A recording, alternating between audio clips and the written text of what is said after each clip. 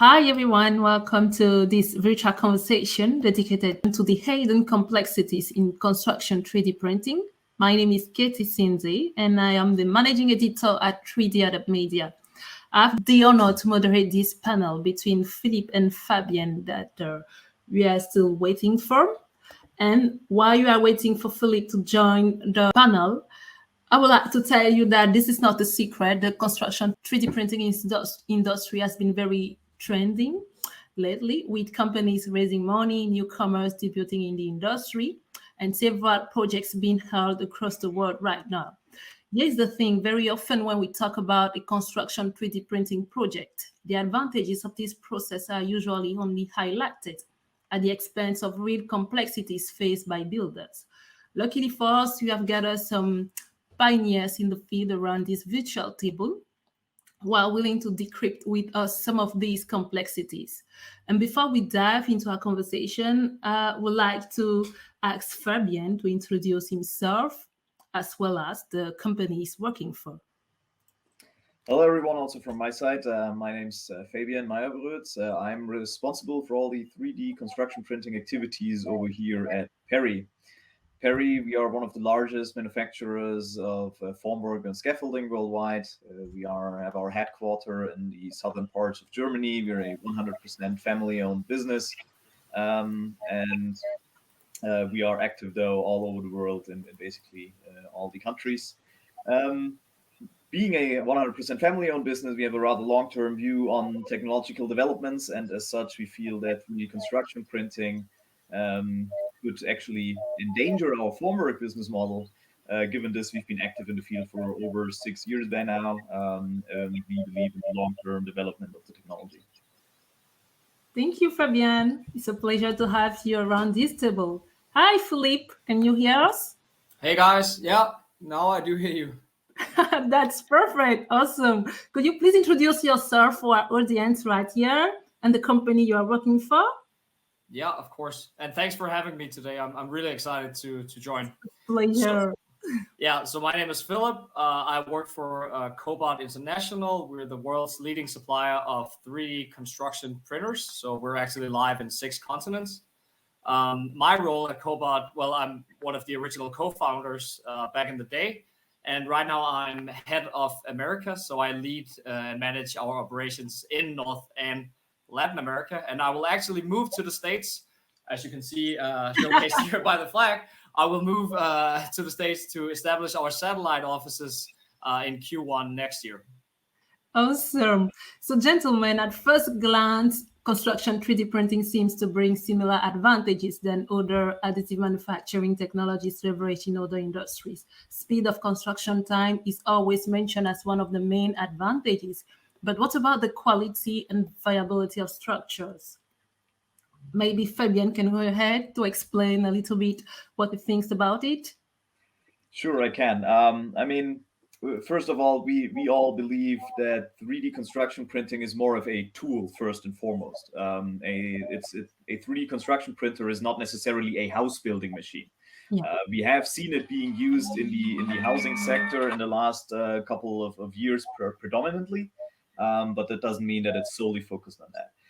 It could be applied in all different spheres. But as your question in regard to construction time and cost very often seems to be revolving around housing, I'll stick to that for now. So when we talk about housing here, we really have to differentiate between the different regions globally. So where in Central Europe, we do have a rather high building standard. It's actually difficult to build at an even higher standard.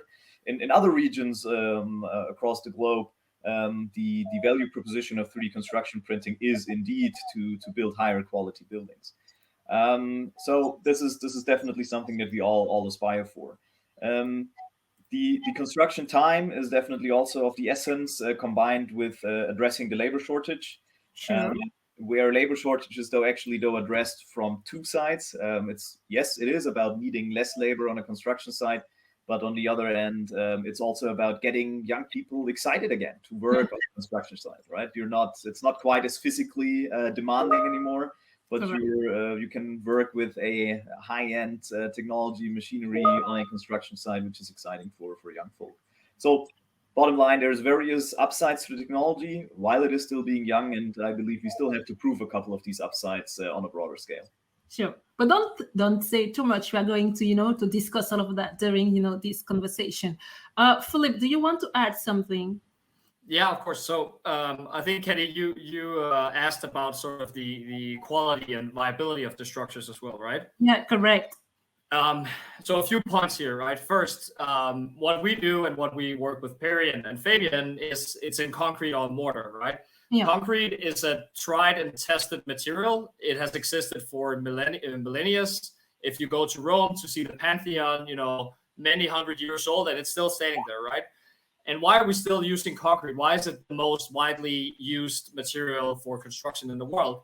Well, one, it's really good with resistance and viability in terms of flooding, fires, extreme winds, et cetera, And then secondly, also important, it's relatively cheap compared to other materials. Thirdly, I would say also it has a very long lifespan, right? So just circling back to the Pantheon in Rome, still standing after several hundred years. So it's all about concrete, and that's what we use in our printers. Yeah. Now, what we've developed here is a real concrete solution, just allowing you to make it 3D printable, right? In terms of strength, it's super strong. If we compare it to a few different types of common materials, such as bricks, bricks, they have a compressive strength that's usually measured by MPa or megapascal of around 7. It doesn't really matter what it stands for. It's just a 7, right? Now, if we compare that to regular concrete used in the industry, that's around 20 in strength. What we're using with our customers and what our partners is using is around 30 plus. And we even developed with GE and LafargeHolcim, so the largest cement manufacturer in the world, we developed a material for wind turbine basis, which is 60 megapascal. So when you take a slab like this, it's really strong. Like you can stand on it, you can jump on it, and it will survive. And just one thing here, just as an example, because I was told by Katie that I could bring different props. So here's just one example, right? Here you can actually see sort of the layers of each print, right? And by the way, this is around 3 years old, so now we can do it even smoother. But here you can see the layers. Now, if I turn it to the side here and I'll bring it to the camera, here you cannot see the layers, right? You can see it's monolithic, i.e. it's one solid structure. So this is a really, really concrete, hard material which will last for years and years on. Okay. All right. I would like to remind the audience that they may ask questions in the Q&A chat, and then we will pause at some point to answer them one by one. So moving forward, how do traditional players look at construction 3D printing? Beyond this viability factor, does it represent in their eyes a danger for employment? And I'm talking to Fabian because Perry has a strong expertise in traditional construction. Well, I think again globally we have a huge labor shortage, right? And I think we really need to be addressing that. So to put it plainly, you could say destroying jobs with automation, but this is not the issue that we have. And again, actually, the contrary is true. We are trying to get young people excited. And actually, let me just tell you a very funny story. We have a client of ours. It's a second generation contractor, smaller size contractor. And it's two brothers. The older brother is gonna basically inherit the company, and the younger brother never wanted to have anything to do with construction. He's always been like, leave me alone. I'm gonna do IT, and I don't want to be in construction. Yeah. Now we built the first multifamily home in Europe together with them, and all of a sudden the younger brother is excited. He's like, okay, I wanna do this. I wanna get back into the family business and help with 3D printing to grow construction. Mm-hmm. So this is maybe also another funny. I'm a physicist by profession. I'm not a construction engineer or anything like that. So I joined the construction industry from a completely different field. Mm-hmm. But the construction industry is extremely exciting. Housing is one of the core needs of people, and now we can help that. And so if you can get young people motivated again to work on a construction site, to create housing, to feel that they create value for others, that's I think great. So 3D printing, yes, we need to address the labor shortage, but we are going to address it from two sides. Okay. All right. Interesting. That's one thing that I would like to debate further. But let's focus on, in the meantime, on 3D printing methods themselves. So there are a variety of 3D printing methods used in construction today, with the main ones being extrusion, powder bonding, and additive welding. What are, according to you, the ones that have proved their worth? Philippe? Yeah, good question. Thanks. Well, you can say I'm a bit biased since we're using concrete for our printers, but I'll try to give a fair answer nonetheless. Please do so. So generally, what we see. So of course, it depends on the use case, right? Yeah. But which material is the best? However, what we do see is that for construction, 3D construction, it's really all about concrete. And that's just circling back to the many benefits that I went over before. We do see some companies doing, for instance, metal welding. This can be used, for instance, for reinforcement reinforcements in the 3D construction business. However, it takes a while to do so, and it's not really cost competitive at the moment, and will not be for the foreseeable future.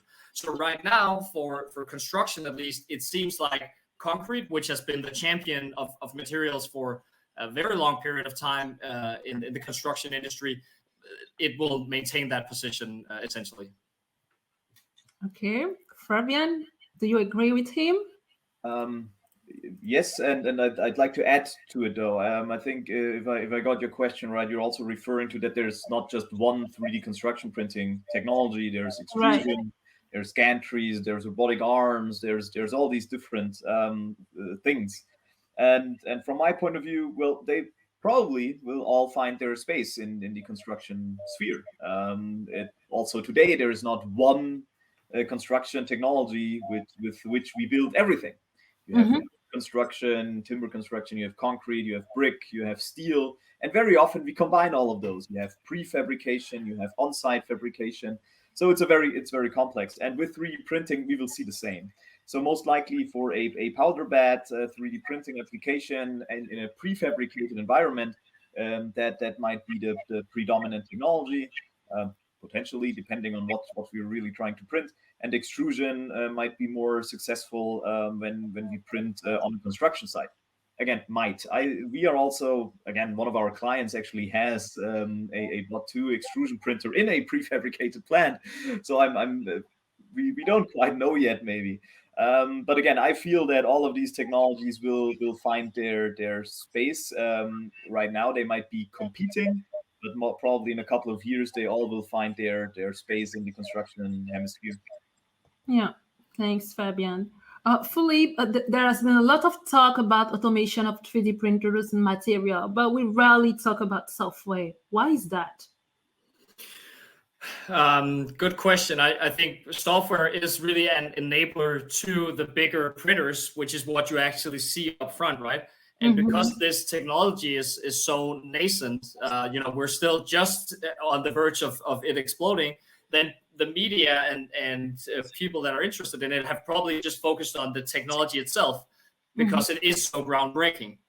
However, software, I think, will become increasingly more relevant for this industry. Why? Well, I'll give you an example. So right now, we see 3D construction printers only as printers, right? So you have your arm, you have your gantry system, as Fabian mentioned before, and you have your arm moving around, right? But why cannot that setup also be used for other use cases? Let's say we attach a robotic arm and you can now do plastering, or you can do shotcrete, or you can do painting, insulation, you name it, right? There are a lot of different use cases that we haven't thought of yet, right? Which is why we're spending a lot of time and money investing into our next generation printers, which will have these features. Now, in order to have these features, just circling back to your question, then you need to have very sophisticated software, because now it's not only moving in 3 axis. Now you might have additional add-ons, and they need to work together at the same time and make sure they don't bump into each other. All right.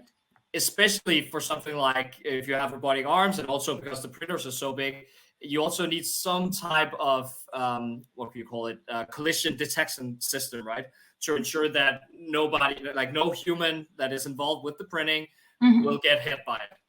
So all in all, the software itself will become more and more important for this industry and this technology. Okay, thanks. I would like now to focus on the material aspect of the business. What are the main characteristics that can be used in construction 3D printing? I mean, the main characteristics of materials. Fabian? Sure. So, I mean, it has to be pumpable, number one, and it has to be stable when extruding. These are the basic characteristics. Okay.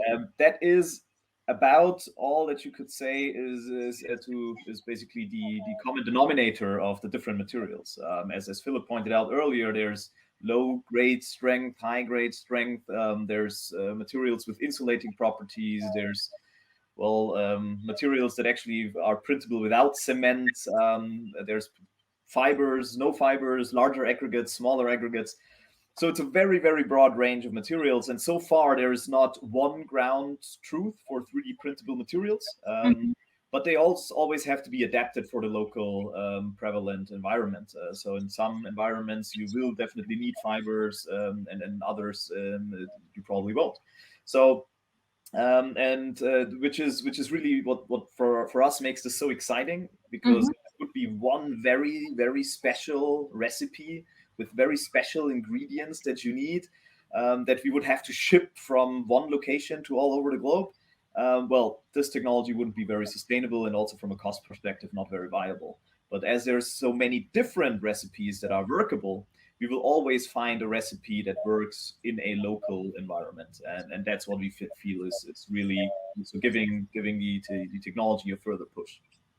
Yeah, but Perry has recently built a 3D printed home in Germany. Have you been able to observe the main differences at the materials level between these 3D printed home and house built using traditional processes?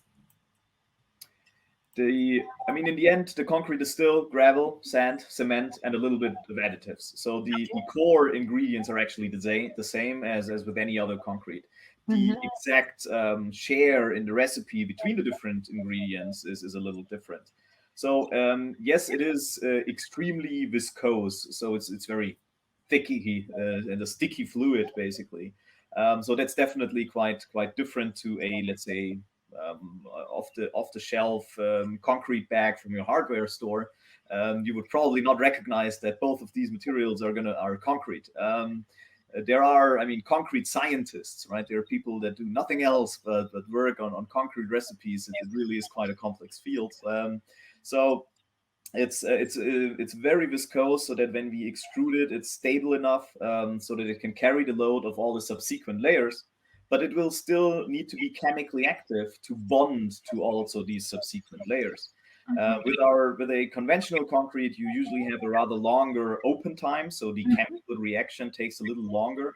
And with 3D printable concretes, these chemical reactions are usually sped up a little bit, so that it is stable enough to carry the weight of the subsequent layers. I see. But at the manufacturing level, we've also realized that most construction 3D printer manufacturers develop their own materials. Are there any materials that have been internationally recognized for their use to date, Philippe? If there are any materials that have been sort of validated or like have gotten a stamp? Yeah, validated. Yeah, so I would break that question down. So you could see it from three angles. So it can be validated either by or through regulation, as you said. Yeah. It can be validated in practice, so on site, essentially. For instance, when Fabian is out with his guys printing, that's one way you can validate it. And then thirdly, it can be, of course, validated in a lab, right? Where they test the compressive strength and the tensile strength of the material.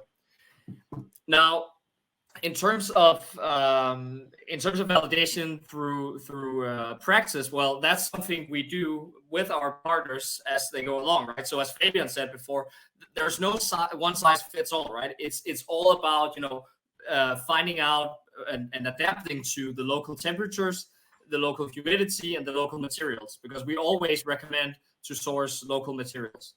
So in practice, this is something we do in collaboration with our partners, and I think that's the only way to go about it. Okay. Shipping, having companies that ship, their own proprietary material, it's just too costly, right? And it's super bad for the environment if you need to ship several tons of sand and gravel and cement from, say, our headquarters here in Europe to the States or to Angola, where we have printed. So I don't think that's feasible, but that's how we validate it in practice. Now, in terms of validation through regulation, I believe there are different, and I'm not the full expert on this, but I believe there are different standards coming in the industry to get that stamp on this material and the industry as a whole. So I think on an international level, so I would say there are three main things happening within that area. One is internationally, I believe there's some sort of materials ISO standard coming out. Okay. Is essentially stating, and that might be coming in the next few years, right? But basically stating, okay, when you 3D print with concrete, it has to have 20 MPa of compressive strength and X and Z, XYZ of tensile strength. So that's one. Secondly, I believe in the US, there's an international building code coming out. Yeah. It's US plus a few others. But again, similar to the ISO standards, but basically just a way to regulate the material and the 3D printing, 3D construction printing industry.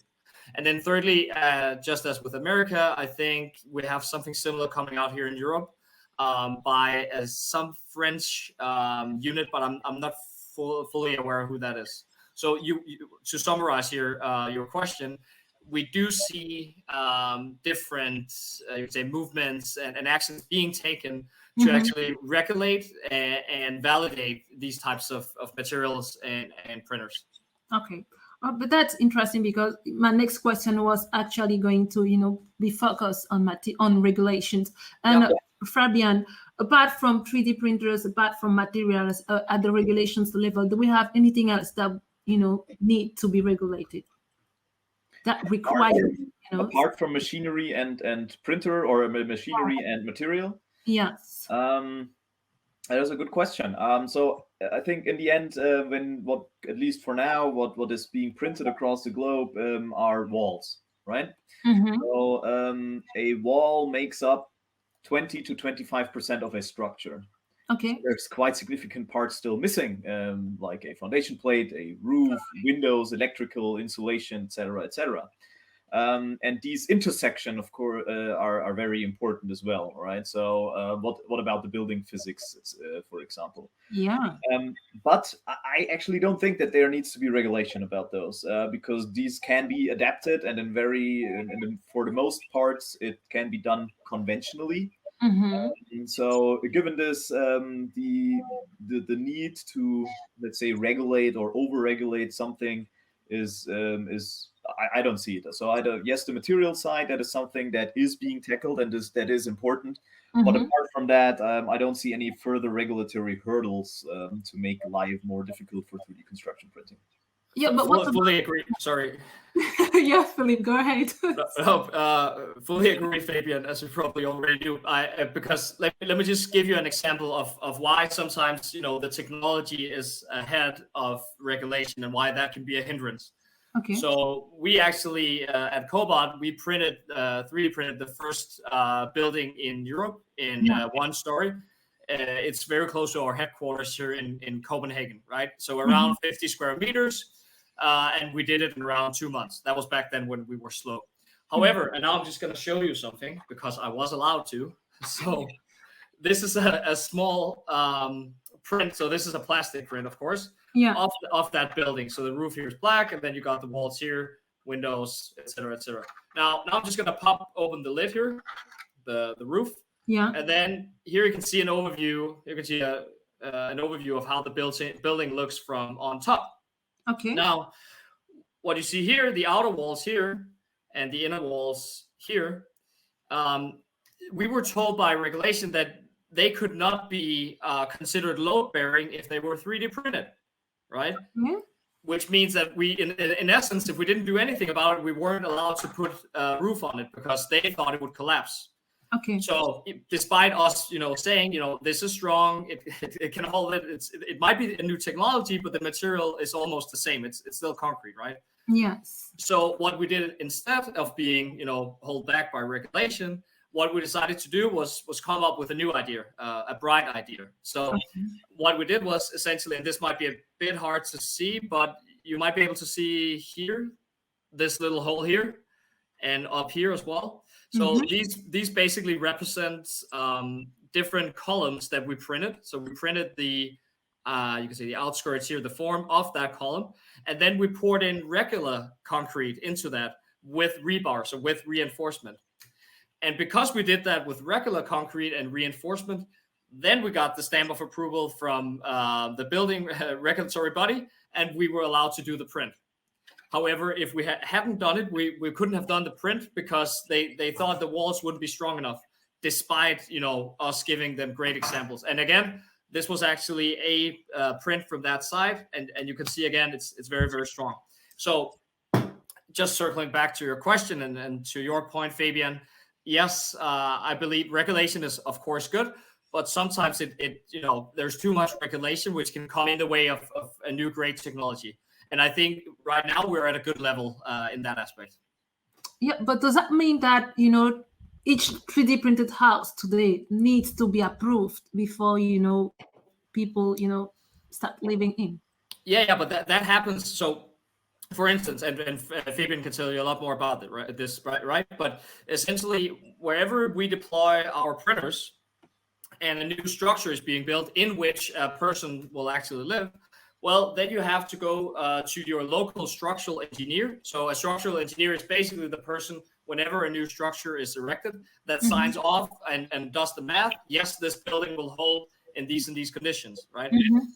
So whenever a building is, somebody moves into a 3D printed building, well, a structural engineer has given his or her approval and is good to go. And maybe, Fabian, you can talk a bit more about your buildings.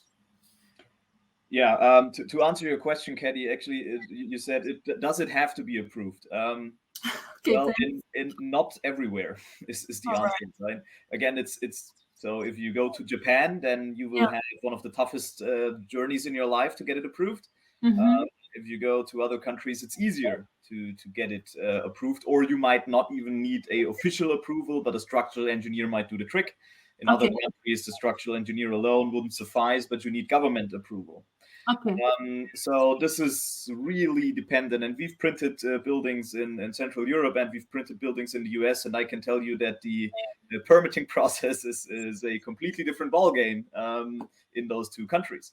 So given this, what I just like to add to what Philip said is that the regulations is something that, and I agree that the technology will always be before the regulations, always has been like that with shotcrete and other concrete innovations as well. So that's perfectly fine. But it is difficult to prove the viability of a technology like 3D printing. I mean, sorry, again, I'm a physicist, so I'm going to be getting a little technical here. But if you take variables like rain and sun and humidity and wind and material and print speed and layer height and layer width, and so now I have all these variables, and if each of these variables only has 2 or 3 different categories, I already have thousands of different things that I would have to test, right? And now I haven't even spoken about winter and what happens in winter. So it's and hence, and that's exactly the reason that the technology will always be before the regulations, because, well, there's no way you can actually do all of this in a lab. You just at one point you just have to do it. You just have to go out there. You have to print these buildings. You have to do your very best to make sure that they are safe and sound. But then we will monitor them, and that's what we're doing. And we are checking them and seeing how they're performing. Because yes, the lab test is one thing, but well, the real world is always something else, right? So given this, we feel to be, let's say, I'm not afraid is not the right word, maybe worried, to be overly worried about regulations is definitely not a good thing, because that will hamper innovation in general. And we have huge problems on our hand as a society, right? We need to build more houses faster with less material. So we need to find solutions for that, and hence we just need to get bloody started. Yeah, but what are therefore the main steps companies should undertake, to transform a 3D printing technology into a construction one? Yeah, I'll go.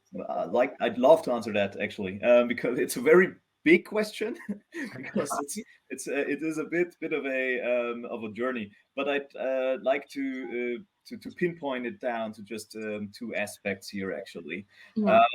So one is, if you want to take up a new technology. I mean, speaking to the audience now, basically, it's amazing to listen in to a couple of people speak. But if you really want to learn what it's about, you need to start doing it. You need to get active in it. So I can only encourage people to do so. So to just basically try to start printing. So that is definitely one important aspect. And the other is, I think, that we have been very open with sharing what we've done and how we can do it. So I believe with the projects out there, we have proven that this is viable in the real world. It's not in a lab, right? It's in the outside world, full scale, architectural scale buildings, fully permitted in Germany, which has one of the toughest building codes across the globe. So given this, for people that want to do it and want to learn more about how to do it, reach out to us. We can help you. We're always there. Okay, we'll pause we'll pause a few minutes to answer the questions of the audience. Oli is asking, knowing the environmental impact of using concrete, should there be more focus on developing more sustainable materials for AM in construction? I can take that. So, if I understand it correctly, there were here some concerns about the sustainability of the material in 3D construction, right? Yeah. Okay, cool. Well, also, as I sort of alluded to before, when we talk about 3D construction, it's all about concrete, at least as it is right now. And concrete on its own right is actually, it's not the most sustainable material in the world, right? But you have to compare it relative to other materials, right? Yeah. And I don't have like hard numbers as it is right now, but what I do know is that concrete, because it has such the longevity of the material itself, 100 years, maybe 200 years, maybe longer, that really helps with sustainability. Secondly, it's very resistant to fires, to flooding, wind, etc., which means that you don't have to sort of erect a new structure every time maybe not a tornado, but a forest fire or something like that happens, right? If nearby, if it's wood, that would happen, or if it's bricks, might also happen, right? So it has some very inherent benefits, concrete. And then thirdly, you could say we are, and the industry is working very hard. And I think this was what the question asked. The industry is working very hard on finding or developing new materials, right? So within the concrete space. So one example of that could be carbon capture. So there's actually one company out there, I can't remember the name, but they basically blow carbon into the concrete, which has two benefits. One, it reduces the amount of carbon in the air because you just blow it into the concrete. And then secondly, it actually reduces the amount of cement needed in that concrete mix. Mm-hmm. And cement, it's a fact that cement production makes up around 6 or 7% of global CO2 emissions. So if you can do something like this, it has tremendous benefits. Okay. And maybe one more point, because I just realized. Then also with that was just the material, right? But 3D construction printing, the technology itself has tremendous benefits. One being that you can do material efficient design. So in essence, you only you print in a way where you reduce the amount of material used. One example would be just very basic, right? But if you want to print a square seen from above, a house like that takes up more material compared to using a round shape, which would provide to you the same floor area, right? So by using 3D printers in this way, you can reduce you can design it in a way that you reduce the material.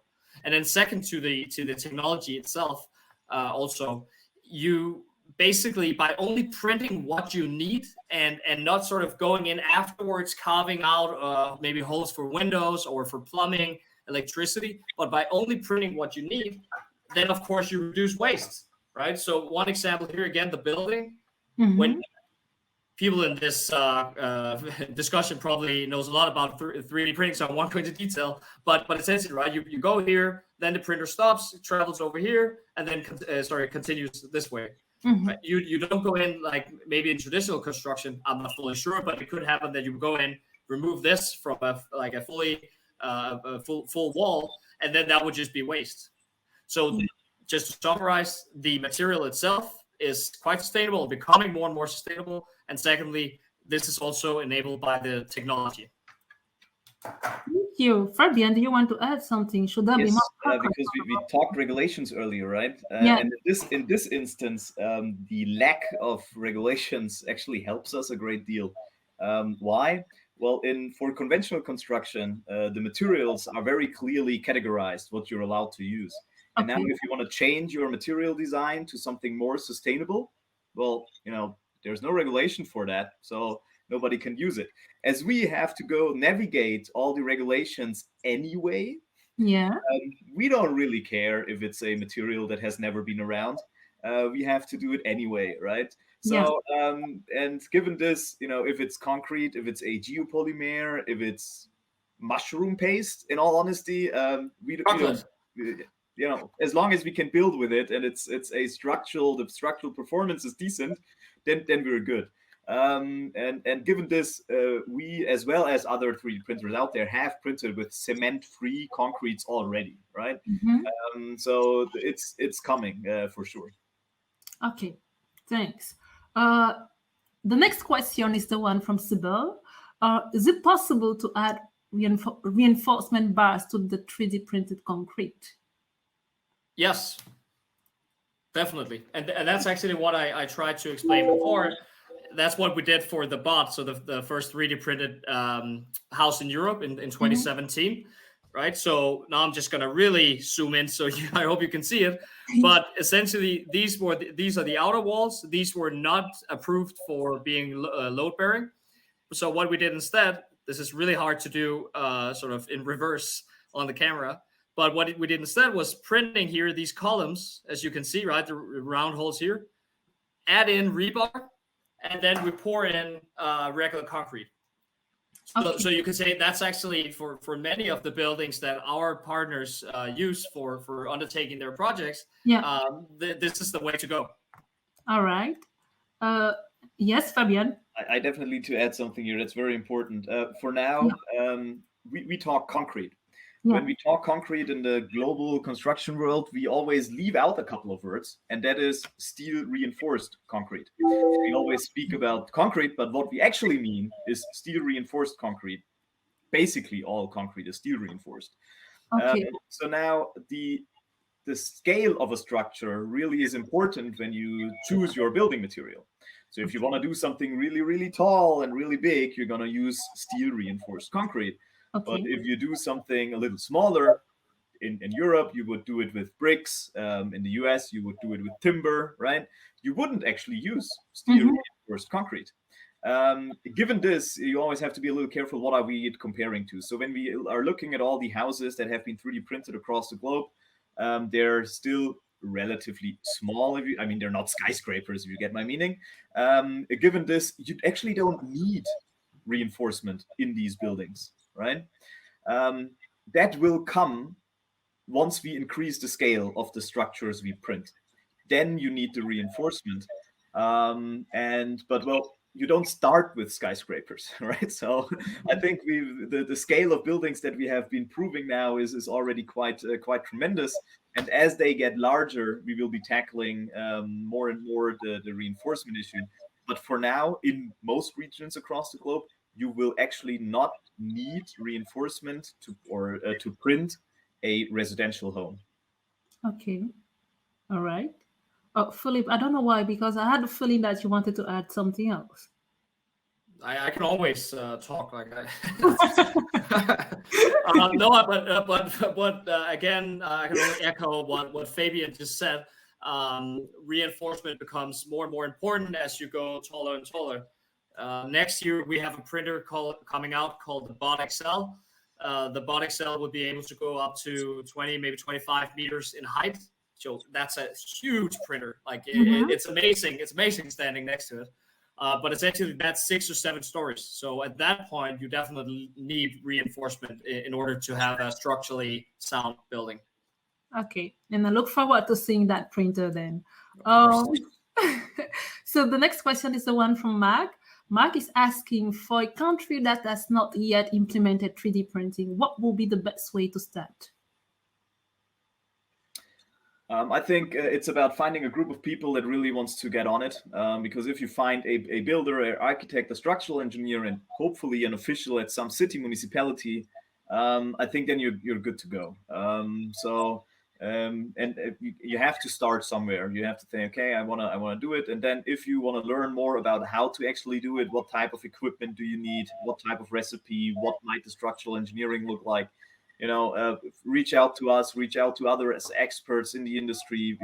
All of them are nice people and open to share, and then we can help you make it work. Philippe, any other advice?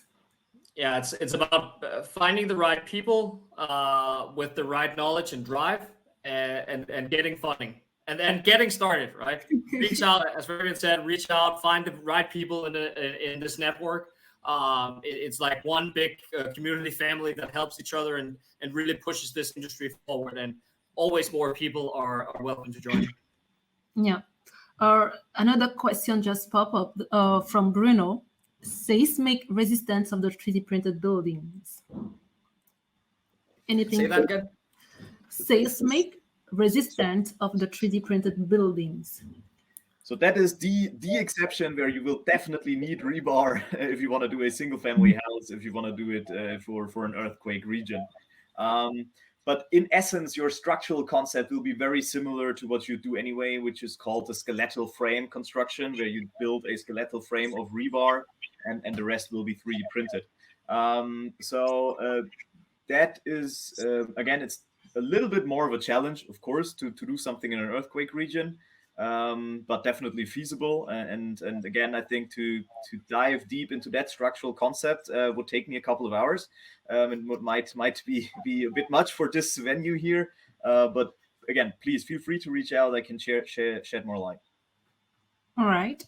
And I think also it's important to state here that the technology does not have to be perfect, right? For instance, in a region with that are prone to earthquakes, it just has to be the material that this technology just have to be better than the alternative, right? So if it's better than masonry, or if it's better than timber, or if it's better than precast, well, then the technology as a whole is better. You don't need it to be perfect to actually deploy it, and that's very important when we get these sort of questions to be transparent about, because we're not saying that this technology will save the world, right? At least not in the next 2 years.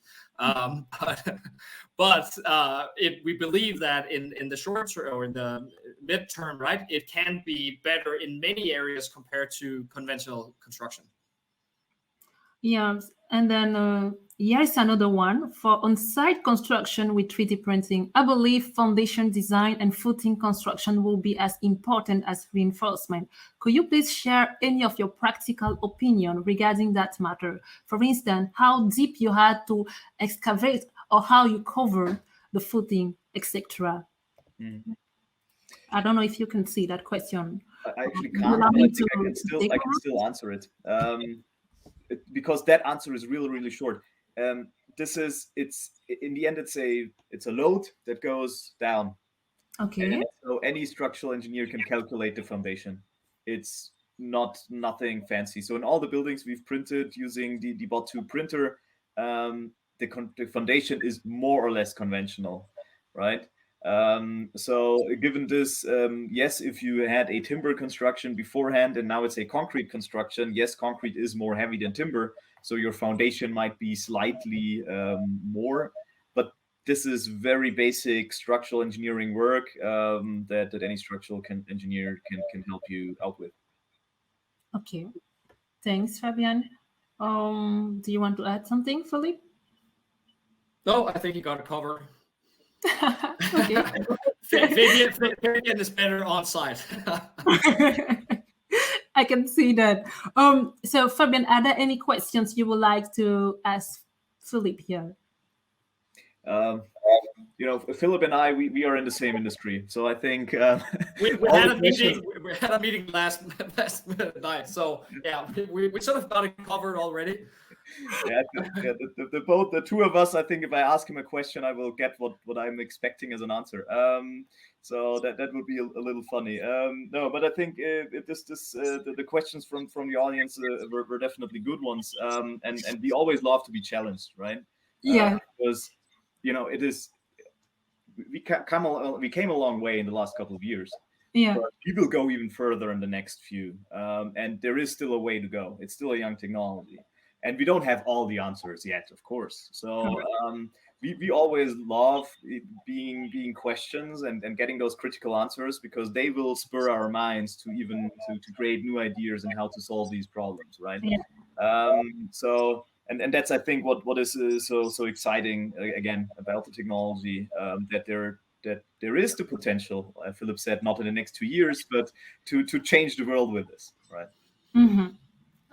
Okay. I think adding to that, I think the technology is maturing very quickly, and I think it's becoming ready for widespread use. Yeah. And I think I believe we've demonstrated that with our partners in the many projects that we've done. So, and Fabian being one of those partners, right? So the first 2-story and 3-story house in Europe, the technology has been used to printing schools in Africa, also done by our printer, wind turbine, tower bases, et cetera, et cetera. So not only have you gotten a wide range of use cases, right? But you also have a very wide range of geographical areas where it's taking place. Yeah. So I think there's no doubt anymore that this will become a big part of the construction industry. Now, whether that happens next year or in 5 years, nobody knows. But it will definitely just explode from here. Just so that was like the positive outlook. Then just being a bit more skeptical, or just there are a few caveats, of course. One being, of course, regulation has to follow. Secondly, I also think that other trades and contractors, they will have to sort of adapt as well. So there's some sort of dissemination that has to happen. For instance, if you have electricians or roofers on site, right? While we're 3D printing, they of course have to adapt to this new way of working. That's the second one. And then thirdly, to not limit the uses of this technology, I also think the media has to sort of step up their game a bit, honestly, and not what we've seen in the past 5 years, maybe longer, is that this technology has been blown out of proportion from the beginning in terms of what's possible with it. So you would hear 5 years ago, and also it still happens today, that, oh, you can print a house in 8 hours, or you can print a house and it's going to be 10% of a regularly constructed home. That might happen in the far future, but it's not happening now. And I think it's important that the media and also every industry player become very transparent about this. But so I would say those are the three, you could say, main limitations to this industry, or 3 things that has sort of have to be overcome in order for this to really explode. It will happen anyway, but these things are holding it a bit back. Well, thank you for reminding us, our role in overcoming some of these challenges. So another question comes from Ed Volan. What about ISO and standards? Which standards? ISO. So there is ISO, a working group on that, with where Cobalt and Perry are present, but also other 3D printers out there, and various academic people as well. So there is a working group to create exactly that. Again, from my very subjective opinion, it will still take a while for this to be completely sharpened, because the technology is still developing, right? But it's definitely, but this also shows you the maturity of the maturity of the technology, that we all believe that it makes sense to work on a standard even today. Yeah. Justin is asking something else. Are there features for houses besides walls you can integrally print, which could otherwise have to be fabricated using conventional methods to save time and resources? That's an excellent question. Thank you, Justin. I love that one as well. The short answer, of course, is yes. A bit longer answer is, so we've printed a fireplace, we've printed a walk-in shower, we've printed a support structure for your kitchen countertop. Yeah. So these types of things, a handrail for the staircase. So definitely the formwork for the foundation plate was printed. And again, we're probably scratching the surface on that in regard to what we can print. But we also always have to say a bit, probably we could print virtually anything in the building, but the question is, does it make sense? Yeah, correct. So, it has to make sense from the overall construction process, and that's where the key question is. And I think one really cool thing that you didn't mention here, Fabian, that you guys in Perry are doing is the extension of an existing structure that you're doing in Germany. Can you just tell us a bit more about that? Sure, pleasure. So yes, there is the project is actually being finished as we speak. So I'm getting updates regularly, which I'm checking on my phone here because I'm so excited about it. So there is a 2-story building which is located on a slope. And we set up the bot2 printer on said slope and printed a 3rd story on top of the 2-story structure. So we basically combined old school conventional construction and now added new high-tech construction on top of it. And that's obviously also quite exciting. Another world's first, I believe, if I'm not mistaken. As always. We like to set up ourselves for challenges, right? Otherwise, we're bored. Yeah. Chris is asking who will be the right person to contact to find out more about this working group for standards. Probably you, Fabian. You can at least direct somebody. Yeah, I can. Yes, that is a Canadian friend, Stefan, and now I'm actually not sure of how to pronounce it. Mazur. I'm trying to spell it. It's Mansour. I'll repeat that real quick. Mansour, and the first name is Stefan with a PH. And he's organizing the whole working group.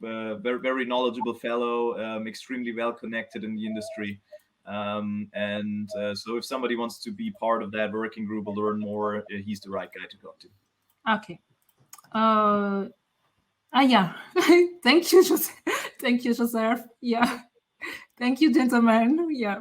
I think that we've got the right name written in the Q&A session for anyone else looking for that contact. Is there anything else that you would like to add? Because we are, gradually reaching the end of our virtual panel.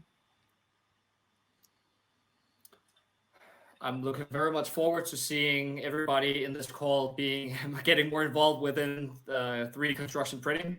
Yeah. As I usually say, right? This industry is a rocket ship, and the only question is, do we land on the moon or do we land on Mars? Yeah. Yeah. We have to pick our side. Fabian?